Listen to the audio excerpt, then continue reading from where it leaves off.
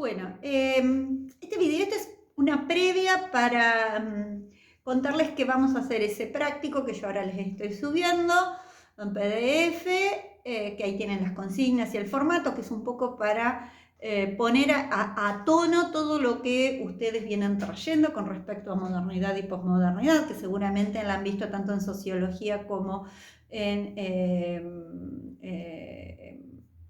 bueno, en distintas asignaturas, pero me interesa que después del texto de Díaz, que es un texto bastante claro y didáctico, podamos leer dos textos de autor. En un caso, el texto de Kant, y en el que es la ilustración. Presten atención, yo ahí les dejo las consignas. ¿Cómo escribe? ¿A quién le escribe? ¿Desde dónde escribe? ¿Qué persona utiliza en la redacción? ¿A quién le está escribiendo? ¿Cuándo lo está escribiendo? ¿Con quién está discutiendo? ¿A quién se están oponiendo? ¿Qué están definiendo en esa concepción de ilustración? Y por el otro lado, un texto de Federico Nietzsche, según Rorty, Federico Nietzsche, Marx y Sigmund Freud son maestros de la sospecha.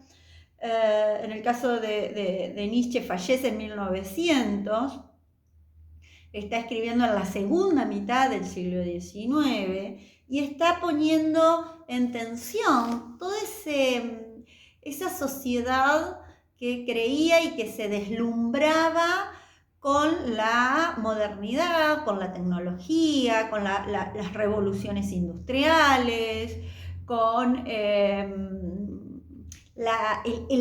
creer en que en esta visión de un tiempo casi como que el tiempo histórico es como el tiempo de la naturaleza y que íbamos a ir hacia un progreso y a un futuro mejor. Estos grandes relatos que se construyen ponen en sospecha, ¿no? Les leo algunos fragmentos de cartas que escribe Nietzsche. Dice: la enfermedad, bueno, él tiene una primera época en donde va a estar viviendo y trabajando en Basilea, que va a tener contactos con un historiador del arte que es Burckhardt, un músico y compositor, Richard Wagner. Y después, bueno, llevados por serios problemas de salud, dice: la enfermedad me liberó lentamente, me ahorró toda clase de ruptura, toda acción violenta y desagradable, me dio algo, así como un derecho al cambio radical de todas mis costumbres, ¿no? Dice, en 1886, escribe, ¿no? Dice: si pudiera darte una idea, esta es una carta que él está escribiendo a su editor, perdón. Si pudiera darte una idea de mi sentimiento de soledad, ni entre los vivos ni entre los muertos tengo a alguien con quien me sienta afín. Esto es indescriptiblemente espantoso. Bien, ¿por qué se sentía en esta soledad? Porque estaba animándose a poner en duda, en tensión, lo que en otra de las cartas va a decir: en un momento en que la cultura burguesa parece celebrar sus más altos triunfos, en que la formalización creciente del saber y del desarrollo son incontenibles.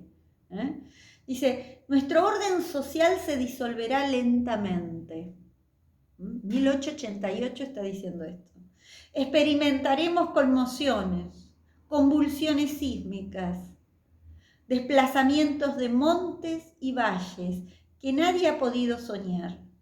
Todas las instancias de la vieja sociedad saltarán en 1000 pedazos y habrá guerras como nunca las ha habido en la tierra. 1888.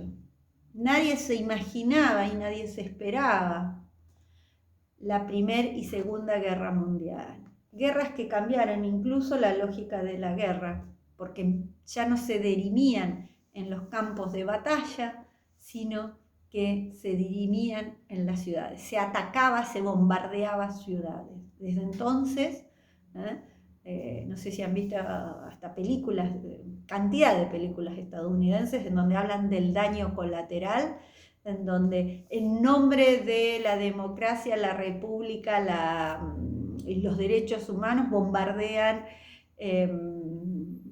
jardines de infantes, bombardean hospitales, bombardean, ¿no? Entonces,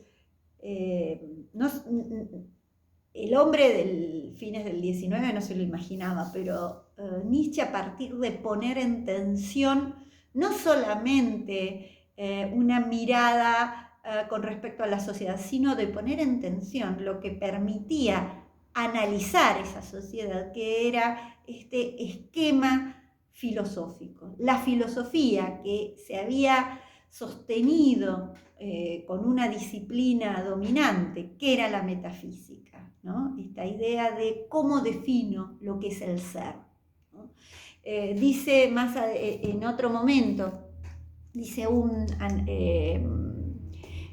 filósofo del siglo XX, contemporáneo, Gilles Deleuze, que hace un análisis de Nietzsche, quizás una de las mejores obras sobre la obra de Nietzsche. Dice, Nietzsche hace la filosofía a martillazos, ¿no? Y Nietzsche escribe desde un lugar que nosotros no lo vamos a leer, pero si les interesa, una de sus primeras obras es El origen de la tragedia, que es una de las pocas obras que escribe en prosa, porque después él empieza con esta escritura fragmentaria, bastante compleja de entender por lo sintética, a partir del uso de los aforismos. En el caso del origen de la tragedia, escribe y plantea la importancia del arte y le interesa estudiar la cultura griega desde una visión distinta a la que se había planteado anteriormente, ¿no? Es decir, después de Nietzsche nadie estudia la antigüedad grecolatina como se había estudiado en el siglo XVIII, ¿no? Desde las visiones neoclasicistas. Él dice, bueno, los griegos estaban pasando y viviendo en una sociedad de mucha inestabilidad, de mucho terror, de mucho horror. ¿Por qué? Porque los dioses griegos jugaban a los dados y ellos no sabían cuándo esos dioses podían en un cerrar de ojos enojarse y destruir todo. Entonces ese grado de inestabilidad de esa sociedad era lo que llevaba a que lo que lo va a salvar al hombre griego de ese horror, de esa angustia, un término contemporáneo que no utiliza Nietzsche, es el arte. El arte salva, plantea, ¿no? Y por otro lado, muy valorado y muy retomado es el texto que yo les dejo, que es el texto sobre la verdad, ¿no? Es decir, poner en tensión qué entendemos por verdad, que es el concepto básico de la ciencia. En un siglo XIX dominado en especial por el positivismo, por el conocimiento positivo, el conocimiento científico como conocimiento positivo, un conocimiento que lo que busca es que haya una adecuación entre lo que digo y lo que veo, ¿no? Entonces, verdad y realidad, ¿no? Lo real y la verdad. Hablar de la verdad desde una visión única, eso me lleva a plantear de que que existe una única verdad. Y eso también justifica que el que no la tiene me habilita también a ejercer la dominación sobre el que no tiene esa verdad, ¿no? Entonces, la concepción de verdad, de lo verdadero, ¿no? Tiene que ver con relaciones de poder. Entonces, en esta nueva época que se instala porque se recupera esta puesta en discusión, esta puesta en tensión, esta sospecha de ese discurso de la modernidad, cuyas bases podríamos remitirnos ya no solo al pensamiento de la ilustración, diríamos, sino ese pensamiento que ilustración más positivismo, de creer en una ciencia que nos lleva a un mundo mejor, dominar la naturaleza, el hombre que es superior y domina la naturaleza y hace con la naturaleza lo que quiere.